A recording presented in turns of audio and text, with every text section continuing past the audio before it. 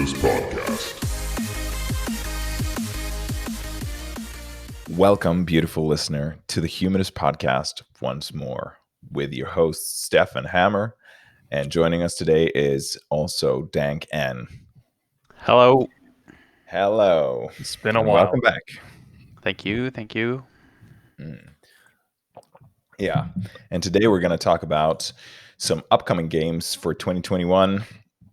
Just going to talk about our favorites and kind of what games stood out and what we hope for 2021, as it's going to be quite a lot of big titles coming out. Yeah, some really heavy hitters coming this year. Yeah. So, Steph, do you want to kick it off? Sure. So I picked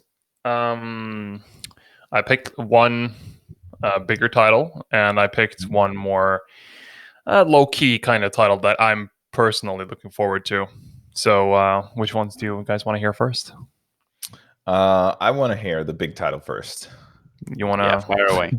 Just go for the big guns. All right, it's so big that you'll have to prep the lube. Just saying.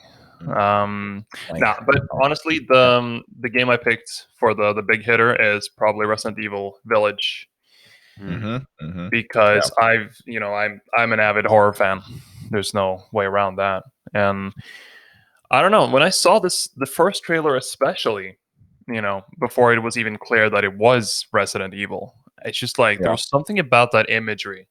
Where the village itself looked very ominous and very atmospheric, which I absolutely adore. The art style here, I thought, was like, it immediately got me interested. And then you saw all these creatures, the witches or whatever they are, like they look really menacing and creepy, kind of reminding me a little bit of the Ladies of the Forest from The Witcher 3.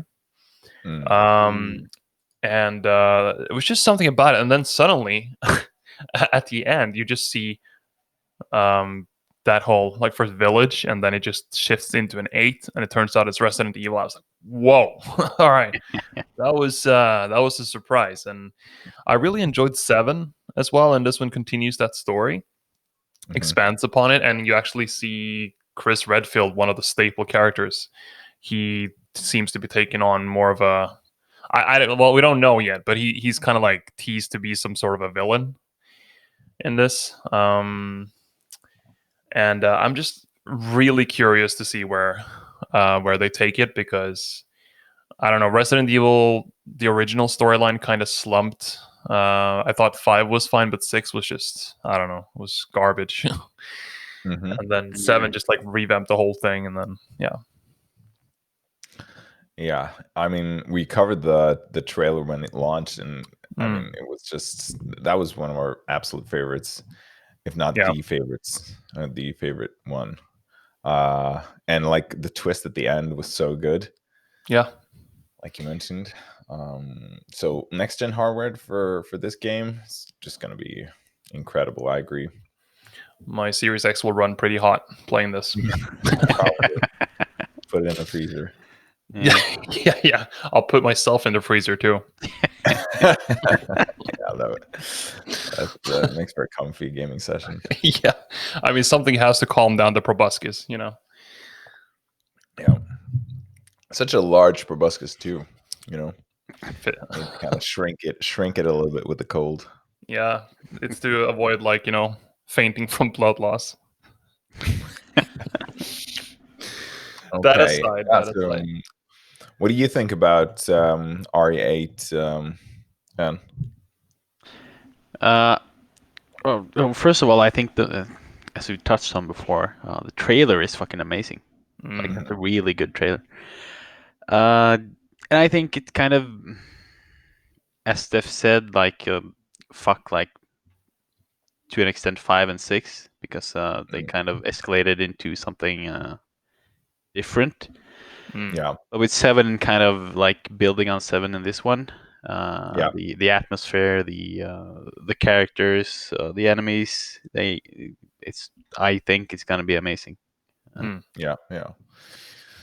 So let's just cross our fingers and hope that RE8 will be, the kind of resurgent RE IP for 2021.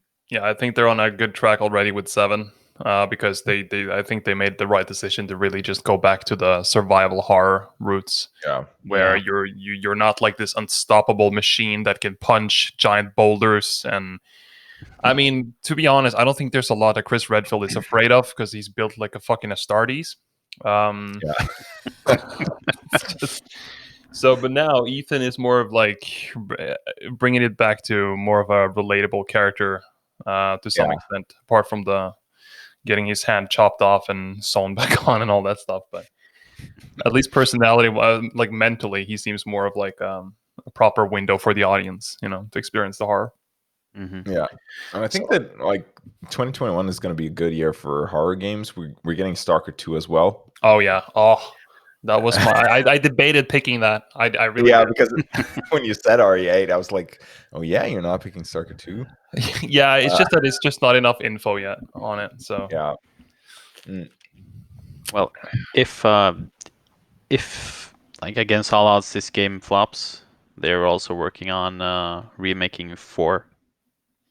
Oh yeah. So at least we got that too. Okay, I mean, I'm sure they can't possibly fuck that up at least, right? No, I think they're gonna like spend more time on it than 2 and 3 remakes. Yeah.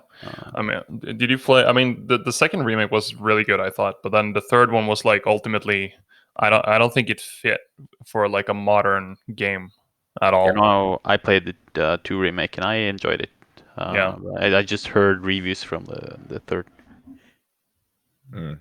I just remember distinctly about the third one was like, I have a good friend and listener, shout out to you, Rumbunctious R, but I remember he bought it on launch, the third one, and then like approximately 3 or 4 hours later, he texts me like, "Man, am I dreaming, or am I already seeing the fucking end credits?"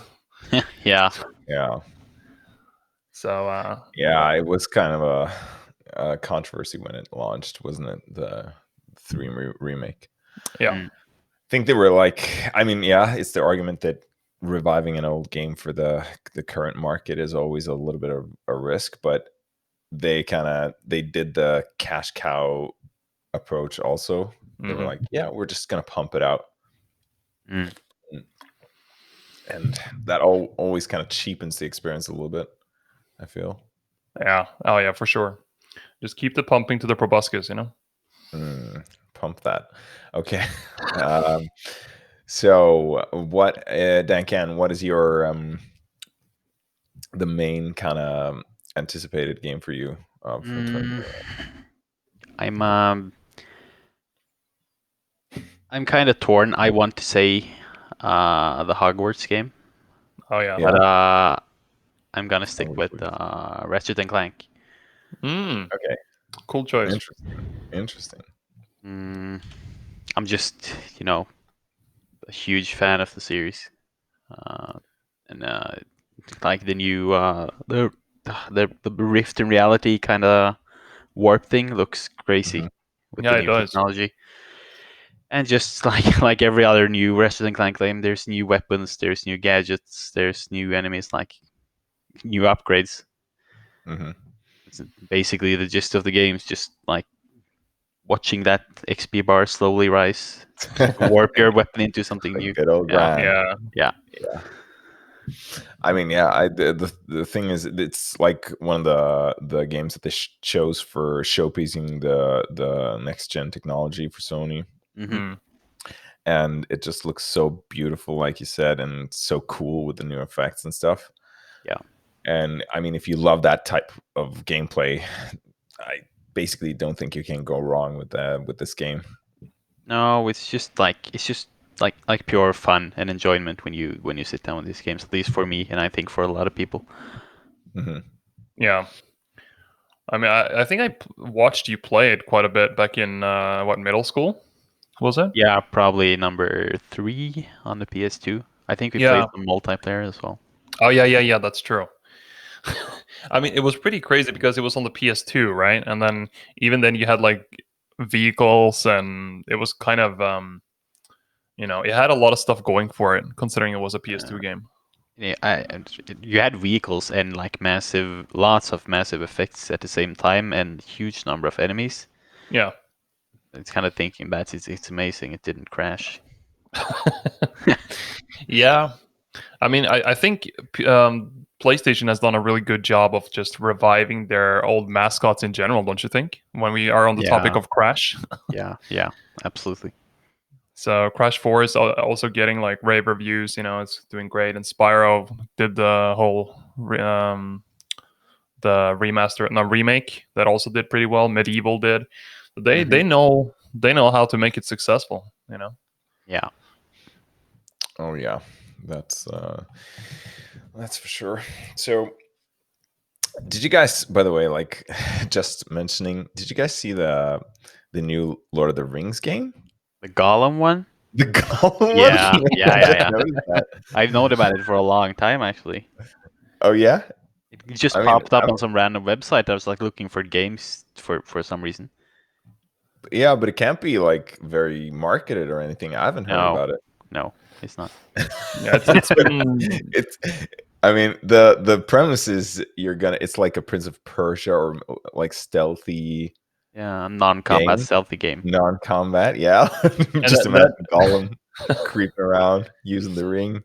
But that already kind of also tells you that this is not a mainstream game, because Gollum, first of all, is not, the most, what do you call it, compelling protagonist. But for us that are fans of Lord of the Rings, I think it's like great, because we're like, oh shit, new insight and like blah blah blah, all that stuff, right? But absolutely, for mainstream fans, I think this is like, we're gonna play as Gollum. Can I rather just play as Andy Serkis? Yeah. But I think this actually would be like, I mean, it's promising to have that spin on it, not just to follow that main story, but try to explore the nooks and crannies, because there's actually a lot of hints as to like what Gollum did, and but it's not explored. So yeah, just imagine like for like avid fans, just like sneaking around like Dol Gurdur or whatever some of the bases are, and like listening into like orc chatter and whatever, like all these small tidbits and stuff you can like pick up through this game. It would be super cool, and there should be a skin for like playing as Andy Serkis with the black suit on. That would be so nice. But you imagine like Gollum kind of, because I think that he's like 600 years old or something. So I mean, you can play as, I mean, maybe they're gonna do like from the start of his life, from like where he found the ring, because I think that he did like it's described that he used the ring for like mischief and getting advantages in like the first years of his possession of it. That's pretty promising too. Yeah, like it would be like depicting the decline, the mental decline, and kind of like destruction of Smeagol. Would be pretty cool. Imagine if they put like a Senua kind of approach to sanity on that as well. Yeah, that would be insane. That would be insane. Like the ring slowly tearing his mind apart. Yeah. Oh man. And, developing like the duality of his person. I have a feeling we might be already outdoing the developers in terms of. I was about to say. I like how our conversation starts off with, have you seen this like kind of stupid game? And like 3 minutes later, we're like, oh wow. Yeah, it's gonna be the best game in 2021. Well, so for my main title, the most anticipated game is of course gonna be GTA 5 Next Gen. No, I'm just kidding. What? Didn't you know they're remaking GTA 5 again? Next gen, I mean, GTA 5. Yeah, maybe a GTA nice. 5 for PS5. I mean, sure. Yeah, sure. But it's not. No, I'm only trying to be funny. But the well, my pick is gonna be Hogwarts Legacy, actually, um, just because of the sheer amount of fantasy potential we've got here. Yeah. I remember talking to, I guess it was you guys, about like what kind of immensely immersive game it could be with a like a MMO multiplayer Harry Potter game. Yeah. And we were sort of dreaming, like, drooling over that concept, and now it's actually coming. I got to give it to that, even though it's probably not. I mean, God of War Ragnarok is like a very promising title, but yeah, I'm gonna go with Hogwarts. And I totally respect your choice here, because I was totally not expecting this, and when we saw the trailer, it looks really nice, and it has that scope to it, and it promises to show more of those, like, they show like some of the fantastic beasts that we haven't seen before, and it seems that there's like a lot of exploration, and I've also heard it's kind of also a little bit like Bully in Harry Potter land. Which I'm curious to see how. Does that mean you can just pick to be a Slytherin and just be a complete douche hat to everybody? Like, that would be pretty funny. Yeah, but I think that's some of the concept here, is that you're gonna be whoever you want in that universe. I guess that's the character creator, like choosing your house. Yeah, maybe. I think so. Or have you there, guys, yeah. Have you guys taken the tests On to see a which Pottermore? house you should be in? Yeah. On the proper sites? Yeah. Yeah, a Ravenclaw here. Ravenclaw. Okay, Yeah. I was Slytherin. Yeah, I was Slytherin as well. Damn. I'm surrounded by Rothelms. Yeah, well, just a little bit too greedy, I guess. Yeah, I mean, it's relatable. I don't think Ravenclaws are that. They're not Hufflepuffs, to say it that way. But do you think that there will be like no Hufflepuffs in the game? Everybody's like, "Fuck that." I think that just because you said that, I'm gonna make a Hufflepuff. And what about this? In the character creator, you have to kind of take a quiz in order to be left with whatever you get. I can kind of see that happening, though, actually, because that's what they did on the site, right? And that's what the Sorting Hat kind of. No, it doesn't ask a question; it just tells you. But it would make sense. Ask it. You can always ask it, Steph. Remember. Oh yeah, but I was just saying, there kind of needs to be like classes, and I guess certain classes fit better with houses or something for like stats. That they have passives and stuff. Yeah, I don't know, but if they're like, there's gonna be no Hufflepuffs if not. Yeah, they're gonna have to solve that. Yeah, maybe Hufflepuffs have like 300% XP gain or something. Yeah, that's the pay to win. Yeah, that would be great if you have like a pay to win style of game. That would be Hufflepuff. So that would be like shamed out of existence. Yeah, you just get unlimited access to like an infinite account at Gringotts. You just have like constant gold, like millions of gold. But what do you think? I mean, the most important thing here is, or one of the most important things I feel is going to be the engine for the game and how it's supported. Because, like I said, the potential is so. I don't expect it to be perfect at launch, but I think that the potential over time is going to be huge for a refined experience. And it's a little bit experimental because they're gonna do I feel if they're gonna do the Hogwarts thing, they need to follow that formula, with classes and stuff like that. And then, I mean, it's unexplored territory, really, or at least to some extent. Yeah, I'm wondering. The way I see it is that either it's going to be one of those like live servicey kind of games with all that, or it could be more of like a more single player immersive experience where you literally just choose what you want by answering questions. You just like focus 100% on immersion. And then you just like they have adventures set up for you with like this set adventure already with like side journeys and discoveries and stuff. You have like multiplayer kind of side segments of the game. Yeah, for example. Yeah, I agree. I mean, that would disappoint a little bit if it's only that. But True. Yeah, I think they might. It's absolutely a possibility if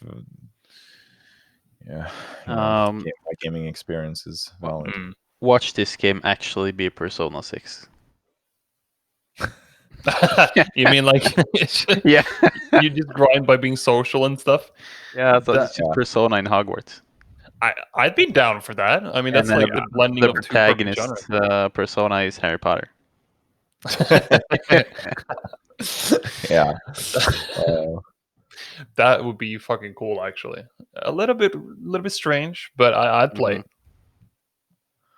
Oh yeah, I think this is going to be a great game, but I mean, still the information on it is still quite lackluster. So we need to be, a little bit. We just can't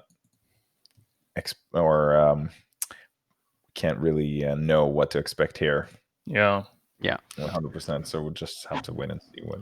It does say that the release date is 2021. So I expect we can start hearing more, information about it soon. Hopefully. Yeah, they probably need to but it's backed by Warner Brothers games, so it should have like money in the bank. Did you guys play the Mordor series? Because I thought those were pretty good. Mordor series? No. Like Shadow of. I played the first one. Oh yeah, those. Yeah, no. Yeah. No, I didn't play them. I mean, considering they of course they have the Arkham games and they have a lot of things going for it. So they seem to at least be really good at just when they adapt something like an existing IP, such as Harry Potter, Batman, what have you, Lord of the Rings. They seem to at least put a lot of effort into making sure it looks the part and that it gets that world right. Yeah, I mean that's really important also, and I feel that the engine here is going to be really kind of like make or break for the long run for the game. Mm-hmm. It's got to be like a long lasting title. I am just a little bit worried if it's a live service game because I don't have to. I just struggle with having it. It's fine for certain types of games such as Destiny and stuff, but I also feel like it kind of, I don't know, it makes the player immersion and the story parts of it kind of hollow. Maybe it's just me.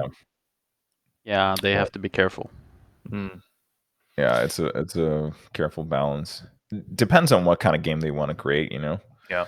If like the multiplayer and the dynamic world is a focus, then maybe they need to have it live.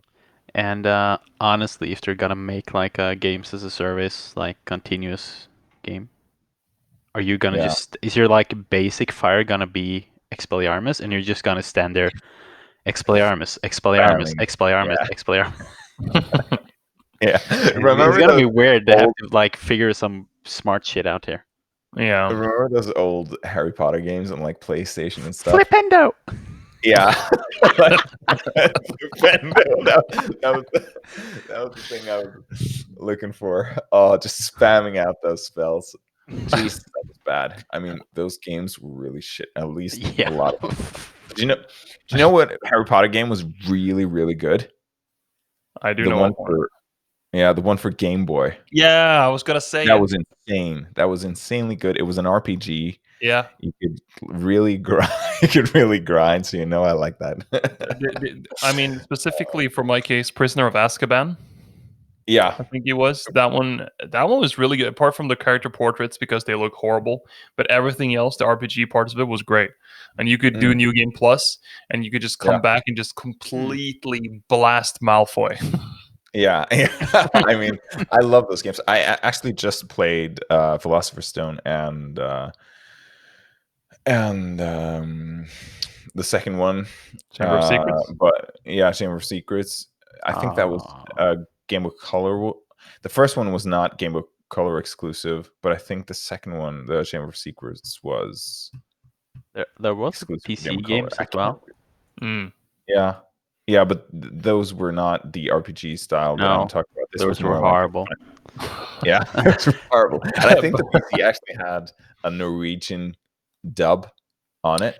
Dude, which was Yeah. You insanely bet they horrible. did. My Oh. friend was quoting Filch all the time because you're supposed to sneak through the library. What? Isn't that his name? The janitor? Yeah, Yeah. but I mean, Because who's this No, but- friend quoting Phil? No, there's a reason for it. There's a reason for it because when we were we were young, right? This Philosopher's Stone just came out, and there's this section where you stealth through the hallways or something, and then you have to avoid him. And then whenever he catches you, you have to listen through this like poorly recorded like Ingen lurer Argus Nask og ler av han. Oh my god! Oh, people are not gonna understand. No, Oh my god! he just quoted that shit like. Oh. Oh my god, Steph! You can't bring shit like that up. Oh, okay. So yeah, the Norwegian dubbing on Harry Potter back in the day was it was horrible. It was infinite meme potential if only it was understandable. Oh yeah. You Yeah. you guys remember the first Harry Potter movie in Norway was dubbed? Yeah. Yeah. Sure, it was insanely bad. I mean, wasn't Chamber of Secrets and the subsequent ones also dubbed, or was it just the first one? At least Chamber of Secrets, I think, was dubbed as well. Maybe. Yeah, I think too. I remember, like, I've already talked about this. My friend's little kid brother, was always watching these because they had a DVD player, and he was always watching with the Norwegian dub. Yeah, Loudly when we were at his house, and I can remember like the fucking crazy, insanely bad voice acting in Norwegian. I mean, it was so dead and so lifeless. like Harry Potter was voiced by Atle Antonsen. Almost, yeah, it was almost like that. But Steph, so moving on here, what is your kind of hidden gem pick for 2021? Well, it's another potentially infinitely memeable game, which is Evil Dead. Another very pleasant surprise because Evil Dead, I've been a fan ever since our local video game and movie shop owner back in middle school recommended the series to me, and he just introduced me to like Evil Dead and Army of Darkness and this whole Hail to the King baby franchise. Like, wow, fucking Bruce Campbell, such a legend. A good old owner of Playcom. He even ordered in like a custom or like that kind of like Army of Darkness T-shirt for me to buy and stuff. So I mean, it seems like it's gonna be one of those third person co-op and PvP, sort of like maybe a little bit Left 4 Dead kind of game. And I think, this franchise has the characters for it. Obviously, Ash is a freaking legend ever since the 80s. But then also it's going to bring in some interesting characters like the one of the knights from Army of Darkness, and then it's going to bring in two of the people from Ash vs. the Evil Dead, the Netflix show that came out later. Oh no, wait, Stars show. Also, pretty good show, by the way. If for those of you out there like Evil Dead and haven't seen that one, it's definitely worth a watch. And yeah, I mean, it's a perfect sort of world to lend itself to that, where you have all these really nasty and super violent, but also kind of goofy deadites that possess people, and it's just like copious amounts of gore and just like all kinds of one-liners everywhere. And I mean, Ash was the one who inspired all the quotes for Duke Nukem, for example. So like almost like a lot of the things he says is just straight up from Army of Darkness. Right. So I'm looking forward to this. I was really surprised when I saw that they're getting a game now. So yeah. Did you play the Regeneration?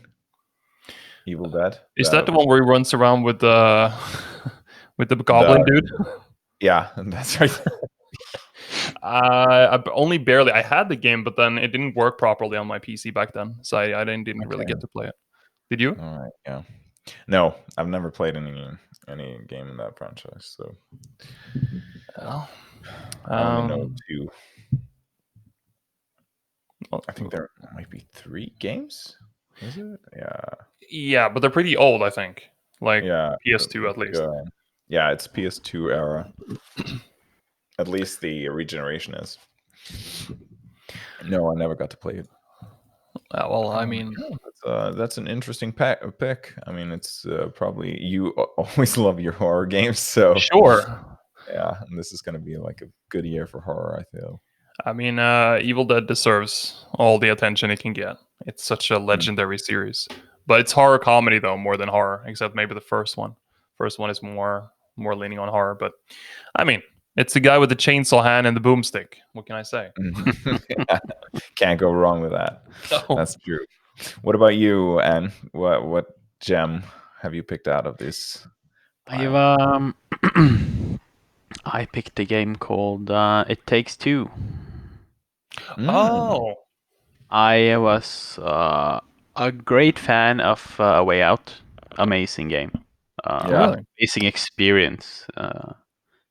I'd say. Yeah, that game was so highly rated when it came out. It was praised by everybody, I remember. And it deserves it. Yeah. Kind of only for the reason that you get if I buy the game, I can play it with everyone. Like literally everyone who doesn't own the game. Right. I mean, that's already that's a really nice charitable move by the developer, I think. Mm-hmm.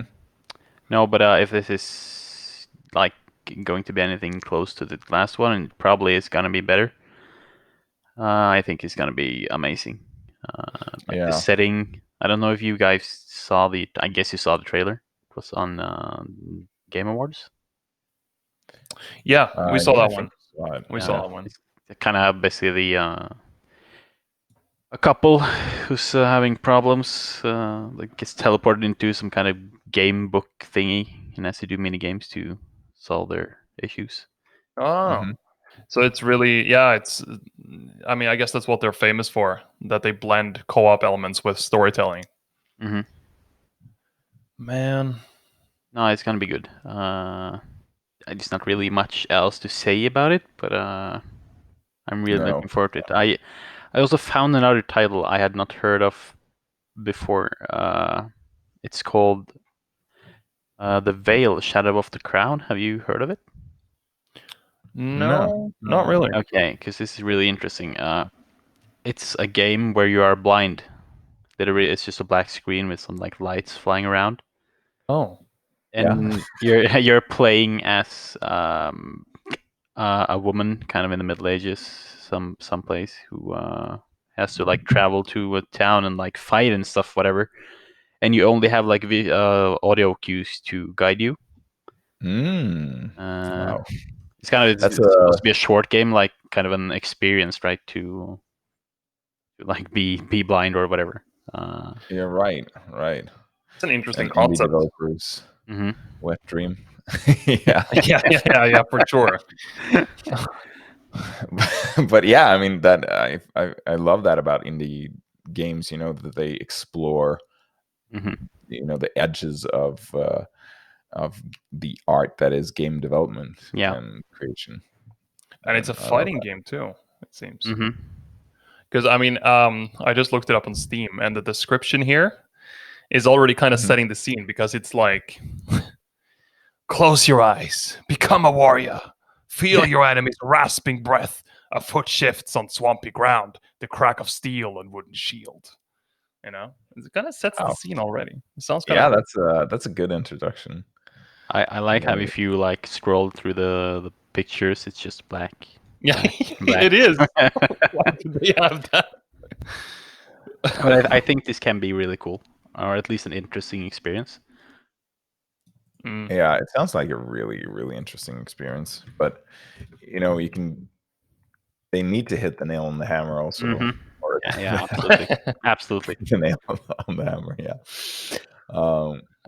Yes. So for my hidden gem pick, I'm actually gonna be a little bit boring. It's not Dark Tide because that's too obvious, Yeah. but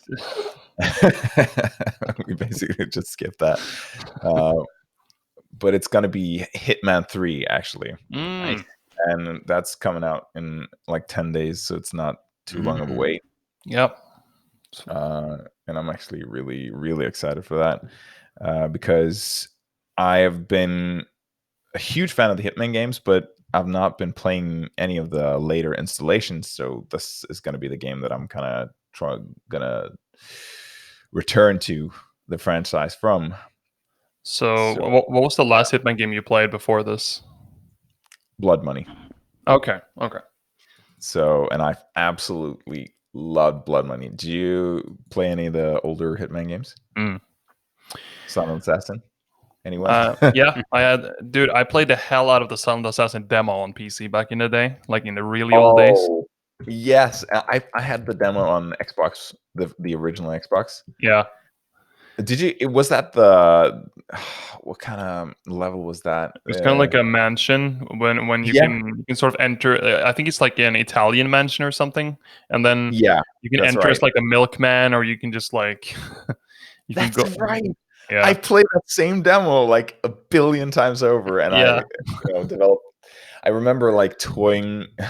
In the end, I was so good at the level that I could like annihilate every guard and then kind of toy with the civilians, let them run around and stuff.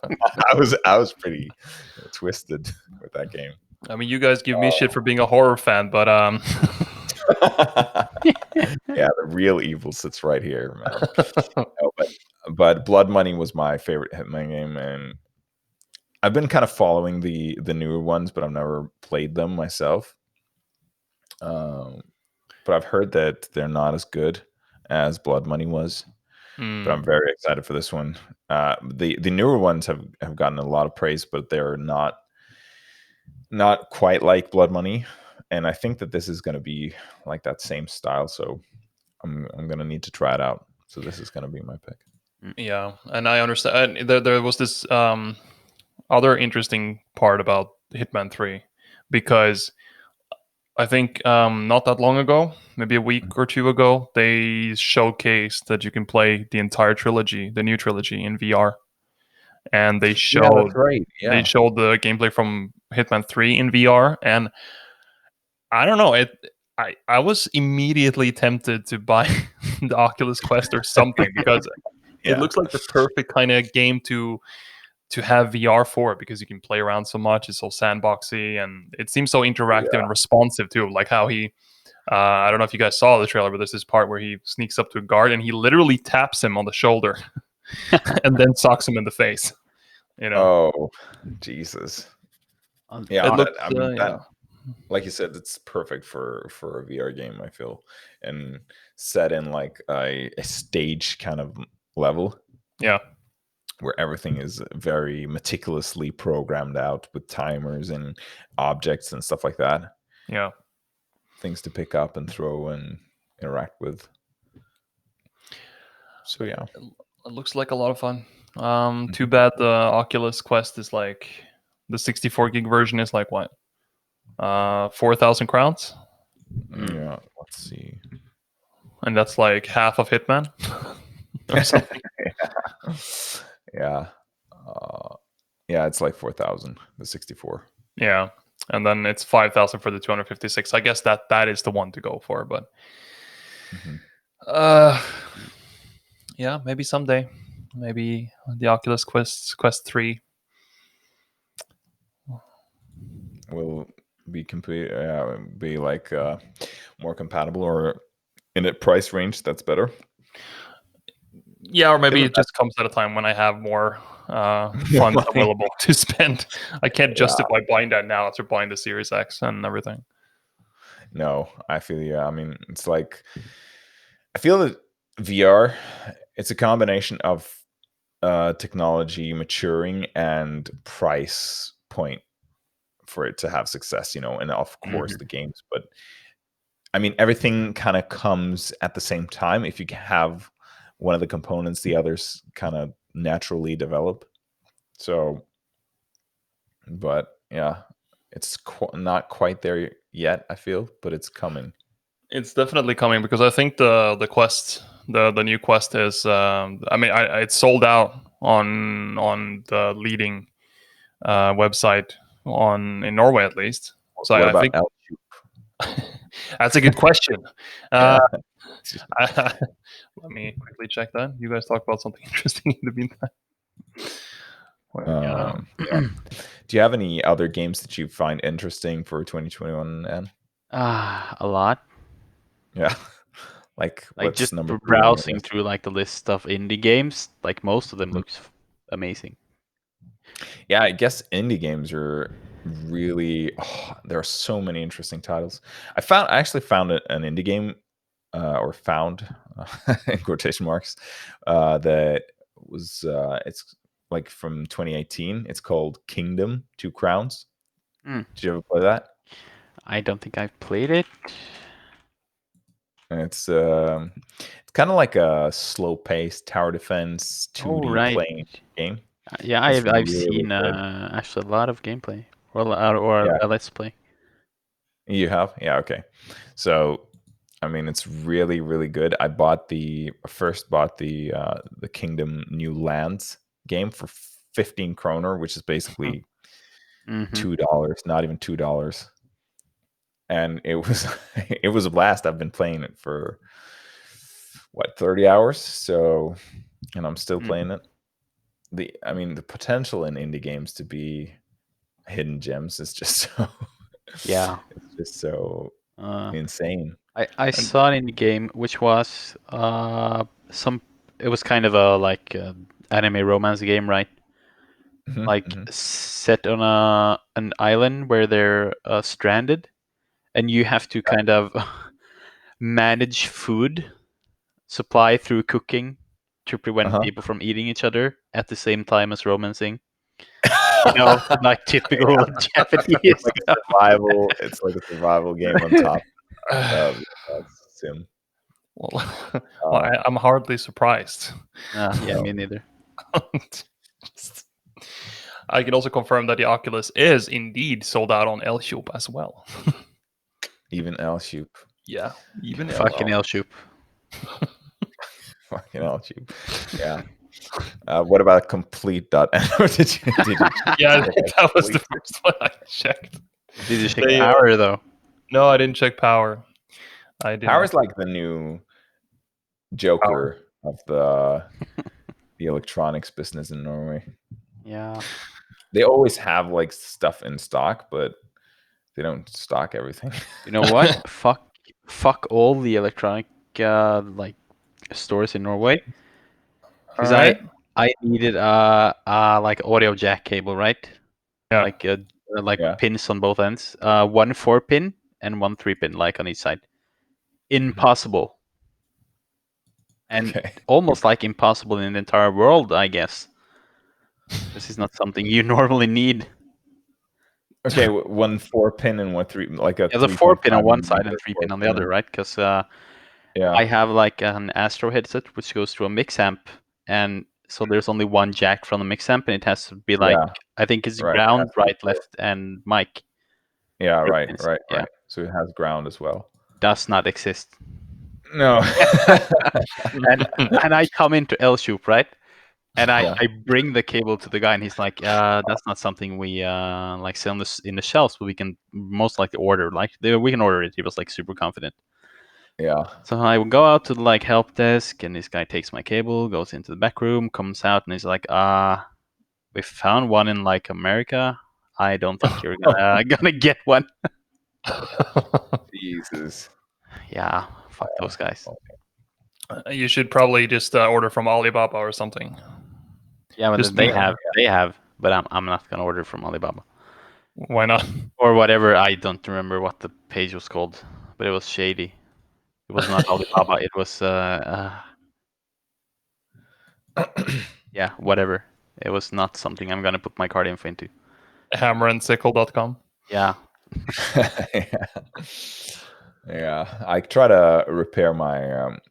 I have like some dental loops with lights on them, and for work, and it the cable broke, and I needed to replace the jack that is just actually just a regular one pin DC jack. But I didn't like quite know how to search for it online, and there are billions of jacks, at least 3.5 millimeters. So I ended up like contacting this guy on Alibaba, and he was like, "Yeah, you're gonna buy these. Uh, you can only buy them 1,000 pieces at a time, 1,000 units." And it was like 1,000 units was seriously like $20. I mean, that's the price of one in like Claes Olsson or something like that. You could literally buy 1,000 of them for the same price that you buy one in the store. I mean, you could have just bought it and just like left it at the dental office. Just have the backups for infinity. Yeah, but yeah. So I got one of them. I actually managed to find just one, and then it turned out not to be the problem. I need a new cable as well, and maybe even like something for the battery. So yeah, getting quite complicated. That You should but have you're still growing. you should use it as advertisement. You should order 1,000 and like advertise with, each day we use a new pin on this tool, and people don't know, right? So they just, oh wow, this is really good. This dentist is amazing. Yeah, I mean, Look I at the always fucking use a new service. tool, one for each day, of course. It's like it's a hygiene thing. It's one use only pin to my battery to the light on my loops. Yeah. So moving on to the discussion at hand. I saw Bravely Default 2. Oh and yeah. I don't know if you played the first one, N, for 3DS. But it's coming for Switch, so both of y'all, I just are you gonna play it? I have a friend who is super like pushy about me playing it. Okay, yeah, but it is like lauded as a very great RPG. The first one, at least. Yeah, I think a lot of people are excited for Bravely Default 2, and I think it's most likely gonna be a solid title with the second one as well. The problem is though, especially for people like me that adopted the Switch late and are RPG fans, is like I have at least 100 more hours in Xenoblade. I have 200 hours for sure in Fire Emblem. I have not even touched Breath of the Wild. Shin Megami Tensei 5 is also coming out. It's just endless. Yeah, I know.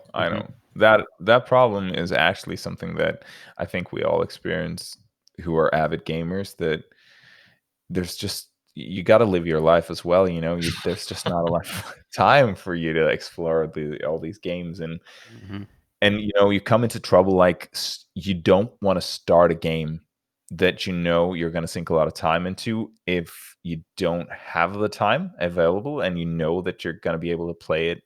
You know what I'm talking about, because you're afraid that you'll start it and you'll fall off, and not kind of continue playing it, because you'll move on to the next thing, and then it'll be just a half-played game.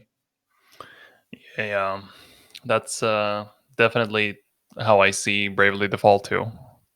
It's just gonna fall into that category, and it's just like gonna be a missed gem that I never got around to.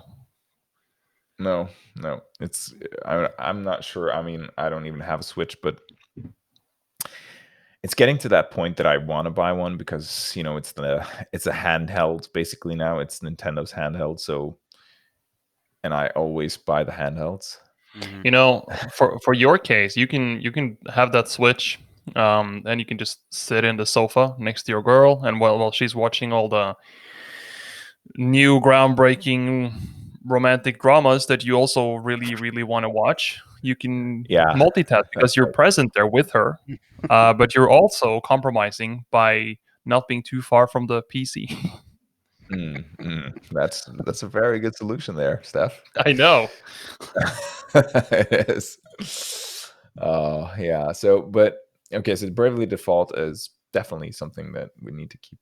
It's I think that February 26th, so it's not even that far out.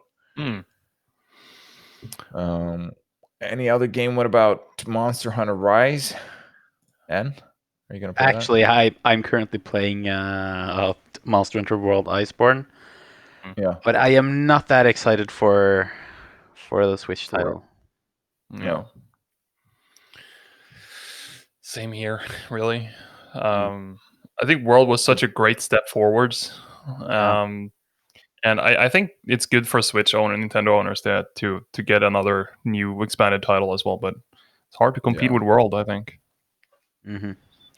Yeah, I think so too. And Steph, you used to play a lot of the Monster Hunter games with Morbid M, right? Or was it M? Some of it was with Morbid M, and some was with Contentious K.